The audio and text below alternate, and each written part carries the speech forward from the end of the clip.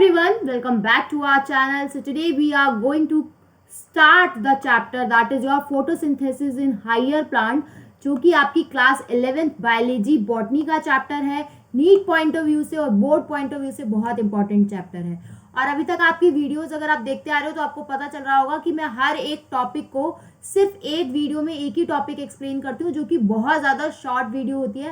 And I have to make sure कि वो topic जो है आपको अच्छे से समझ आए. अगर आप नीट पॉइंट ऑफ व्यू से भी देख रहे हैं तो वो आपका टॉपिक जो है क्लियर हो जाए.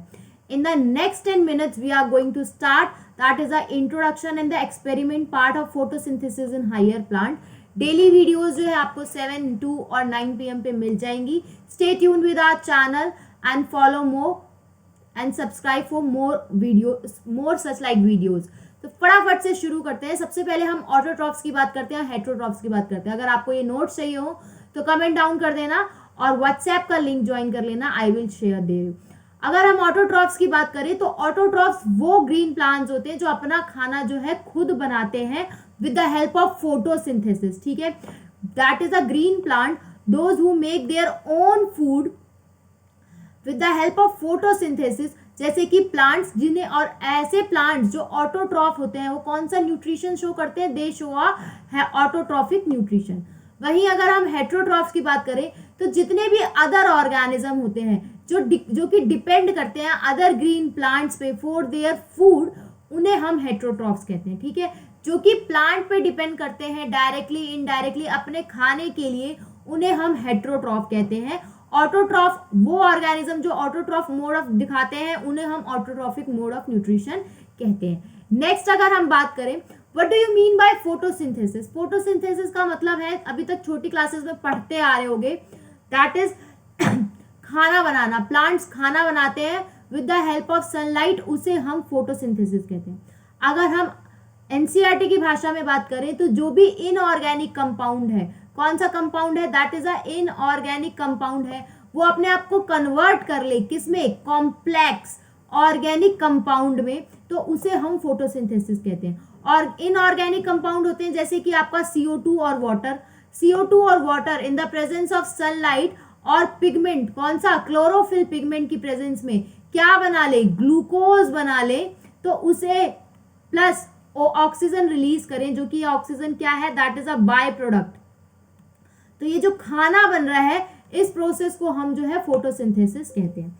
नेक्स्ट अगर हम बात करें तो ये फोटोसिंथेसिस प्रोसेस में अगर आप देखेंगे कि दो छोटी चीजें मिलके एक बड़ी चीज बना रही है, दो छोटी चीजें मिलके एक बड़ी चीज बना रही है. तो फोटोसिंथेसिस कैसा प्रोसेस है? It is a anabolic process. कैसा प्रोसेस है? एनाबॉलिक प्रोसेस है. कैसा प्रोसेस है? एनाबॉलिक प्रोसेस है. यहाँ पे एनर्जी कंज्यूम हो रही है, इसीलिए इसे हम एंडरगोनिक कहते हैं. अगर एनर्जी रिलीज हो रही होती तो हम एक्सर्गोनिक कहते हैं या एक्सोथर्मिक कहते हैं. नेक्स्ट अगर हम बात करें तो यहाँ पर क्या होता है? हाइड्रोजन इसके पास चला जाता है CO2 के पास और ऑक्सीजन रिलीज हो रहा है. तो यहाँ पे हम कहते हैं ऑक्सीडेशन हो रहा है वाटर मॉलिक्यूल का, रिडक्शन हो रहा है CO2 का. जब CO2 का रिडक्शन होता है तब वो जाके कन्वर्ट होता है C6H12O6 में. Is it clear?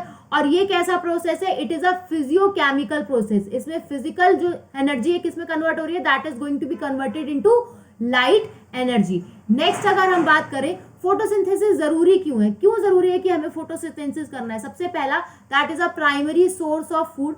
फोटोसिंथेसिस से ही हमें फूड मिलता है.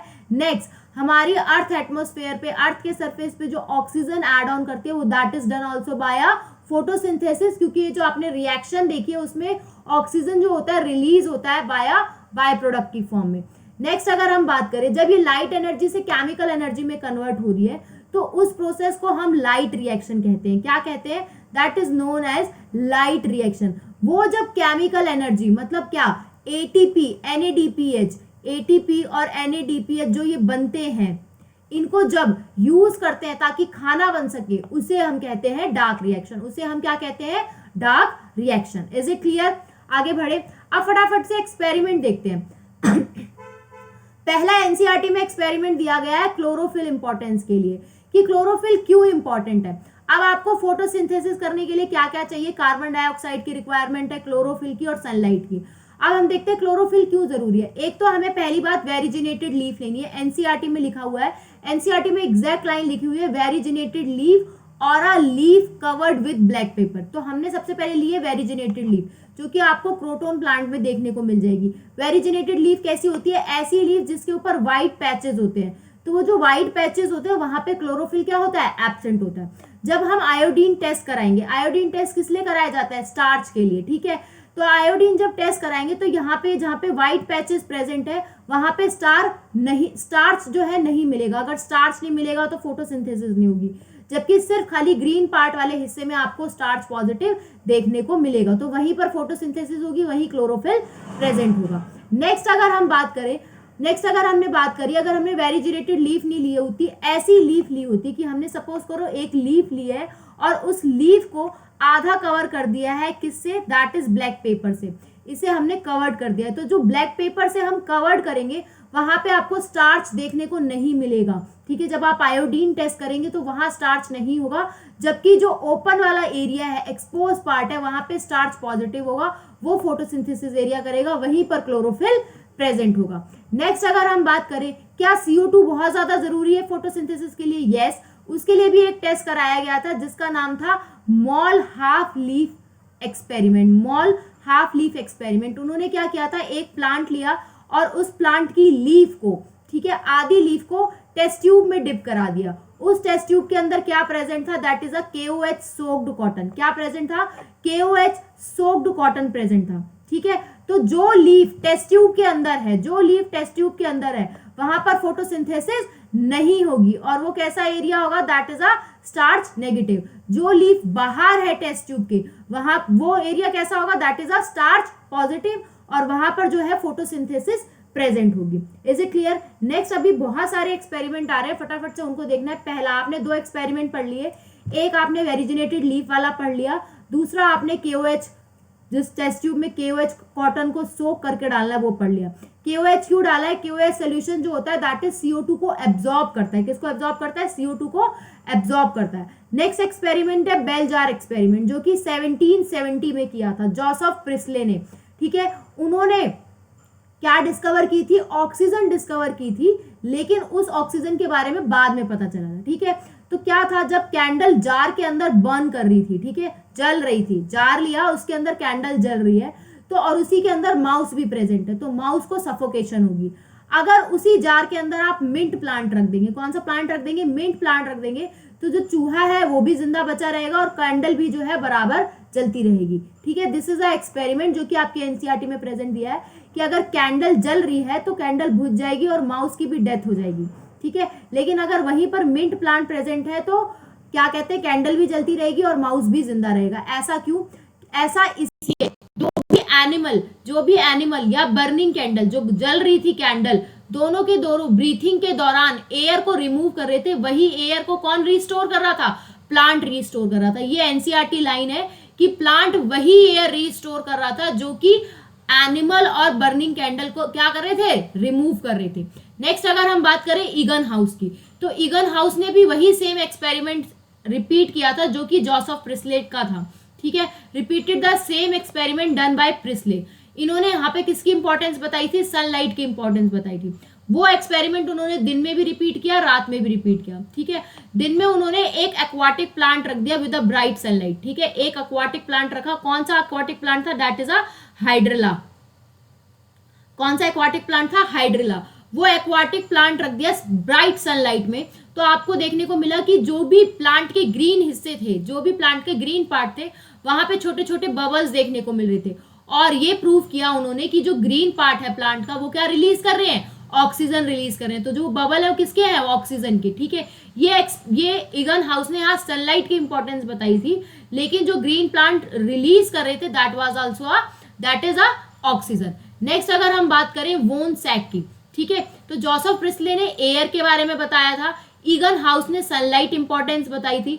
अब हम बात करते हैं वोन सैक की, और ईगन हाउस ने क्या बताया था कि जो प्लांट के ग्रीन पार्ट होते हैं वो ऑक्सीजन रिलीज करते हैं। वोन सैक आए थे 1854 में। 1854 में उन्होंने बताया था जब जब प्लांट ग्रो कर रहा है, प्लांट जब ग्रो करता है तो उसमें क्या होती है? ग्लूकोज की प्रोडक्शन होती है, और वो ग्लूकोज किस फॉर्म में स्टोर होता है? That is store in the form of starch. किस फॉर्म में स्टोर होता है? स्टार्च की फॉर्म में स्टोर होता है। अब उन्होंने बताया जो भी ग्रीन सब्सटेंस प्रेजेंट है प्लांट के अंदर, ठीक है, जो भी ग्रीन सब्सटेंस है प्रेजेंट है प्लांट के अंदर, तो वो कौन सा ग्रीन सब्सटेंस होता है, क्लोरोफिल, जो कि कहाँ प्रेजेंट है, that is located in a special body जिसे आप कहते हैं chloroplast within a plant. तो जब भी ग्रीन पार्ट्स होते हैं प्लांट के, तो ग्लूकोज क्या होता है, मेड, ग्लूकोज वहां पर बन रहा होता है। तो जो भी प्लांट के ग्रीन पार्ट है वहां पे ग्लूकोज क्या है, बन रहा है, ठीक है। और ग्रीन सब्सटेंस कहाँ, कौन से ग्रीन सब्सटेंस की बात कर रहे थे, they are talking about chlorophyll. और क्लोरोफिल कहाँ प्रेजेंट होते हैं, special body chloroplast within a plant. Next experiment है टी.डब्ल्यू. एंगलमैन। तो उन्होंने टी.डब्ल्यू. एंगलमैन ने किसके बारे में बताया था कि एक प्रिज्म लिया, उससे लाइट को पास ऑन किया, तो लाइट जो है स्प्लिट हो गई, ठीक है। और उसी जब लाइट जो स्प्लिट हो रही थी उसे किसमें रख दिया, that is in a green alga. कौन सा ग्रीन एल्गा, क्लैडोफोरा में, ठीक है। और इल्यूमिनेटेड ग्रीन एल्गा में रखा, और जो भी वो ग्रीन एल्गा क्लैडोफोरा थे उसको किस सस्पेंशन में प्लेस कर दिया, इन एरोबिक बैक्टीरिया में, ठीक है। एरोबिक बैक्टीरिया, एरोबिक मतलब वो किसको डिटेक्ट करेंगे, ऑक्सीजन को डिटेक्ट करेंगे। तो बैक्टीरिया जो है दो लाइट रीजन में एक्यूमुलेट हो रहे थे, एक तो ब्लू वाली रीजन में, एक रेड वाली रीजन में। यहां से हमें क्या पता चला था, that is a action spectrum of photosynthesis, ठीक है। अब देखो प्रिज्म था, लाइट पास ऑन की तो विबग्योर देखने को मिला, लाइट जो है स्प्लिट हुई, और उसे किसमें रखा, that is in a green alga Cladophora की बात कर रहे हैं। और जैसे ही उन्होंने एरोबिक बैक्टीरिया का सस्पेंशन लिया तो उन्होंने देखा कि बैक्टीरिया उसी हिस्से में जा रहे हैं, कौन से दो हिस्से में जा रहे हैं, एक तो ब्लू रीजन में और एक रेड रीजन में, जहां से हमें फोटोसिंथेसिस का एक्शन स्पेक्ट्रम देखने को मिला। अब एनसीईआरटी में ये लाइन लिखी हुई है कि जो फोटोसिंथेसिस का एक्शन स्पेक्ट्रम होता है वो बिल्कुल एग्जैक्ट सेम होता है जैसा कि एब्जॉर्प्शन स्पेक्ट्रम होता है, ठीक है। क्लोरोफिल ए और क्लोरोफिल बी का एब्जॉर्प्शन स्पेक्ट्रम बिल्कुल सेम होता है एक्शन स्पेक्ट्रम ऑफ फोटोसिंथेसिस के। Is it clear? This is a last experiment जो कि था कार्लियस वान लील का, जो कि एक हमारे माइक्रोबायोलॉजिस्ट थे जिन्होंने पर्पल ग्रीन सल्फर बैक्टीरिया पे वर्क किया था, स्टडी की थी। उन्होंने बताया था कि फोटोसिंथेसिस जो है that is a light dependent reaction, ठीक है। हाइड्रोजन जो है मतलब जो वाटर से हाइड्रोजन निकल रहा है वो CO2 को रिलीज करता है, और उस CO2 से कार्बोहाइड्रेट या ग्लूकोज या कहो फूड बनता है। इसीलिए मैं कह रही थी कि CO2 क्या होता है, रिड्यूस्ड होता है। CO2 क्या होता है, रिड्यूस होता है। दैट वाज ये किसने बताया था, कार्लिनियस वान लील ने। किसने बताया था, कार्लिनियस वान लील ने। अब जो भी ऑक्सीजन रिलीज हो रही है, ऑक्सीजन जो आपको बाय प्रोडक्ट में देखने को मिलती है फोटोसिंथेसिस में, वो कहां से रिलीज होती है, that is release from water area. कहां से निकलती है, वाटर से निकलती है। और ये जो ऑक्सीजन रिलीज होती है ये कौन सी टेक्निक से प्रूव होती है, that was prove by radio isotope technique. ये सब एनसीईआरटी में लिखा है, आप इसके बाद एनसीईआरटी पढ़ना, आपको एक एक लाइन मिल जाएगी, ठीक है। तो ये जो भी ऑक्सीजन रिलीज हो रही है that was prove by the technique of radio isotope technique. Next अगर हम बात करते हैं ग्रीन प्लांट्स की, तो ग्रीन प्लांट्स के अंदर हाइड्रोजन को डोनेट कौन करता है, that is a water donate करता है हाइड्रोजन डोनर। और वाटर किसमें ऑक्सीडाइज हो जाता है, दैट इज ऑक्सीजन में। वहीं अगर हम बात करें पर्पल और ग्रीन सल्फर बैक्टीरिया की, तो वहां पर वाटर नहीं होता, वहां पे क्या होता है, हाइड्रोजन सल्फाइड होता है, ठीक है। वहां पे बाय प्रोडक्ट क्या बनते हैं, सल्फर और सल्फेट बनते हैं। Is it clear? वहां हाइड्रोजन डोनर कौन होता है, हाइड्रोजन सल्फाइड होता है। Next, this is a photosynthesis reaction. ये है आपकी photosynthesis reaction. 6 times of carbon dioxide, 12 times of water molecule in the light reaction give rise to 1 molecule of glucose and 6 molecules of water and 6 molecules of oxygen. Is it clear? So this is all about the introduction and the early experiment. In the next part we are going to discuss about chloroplast. ठीक है, chloroplast के बारे में discuss करेंगे। Stay tune with our channel. Thank you so much, और मिलते हैं next video में, और नेक्स्ट टॉपिक को एकदम से अच्छे से फोड़ते हैं।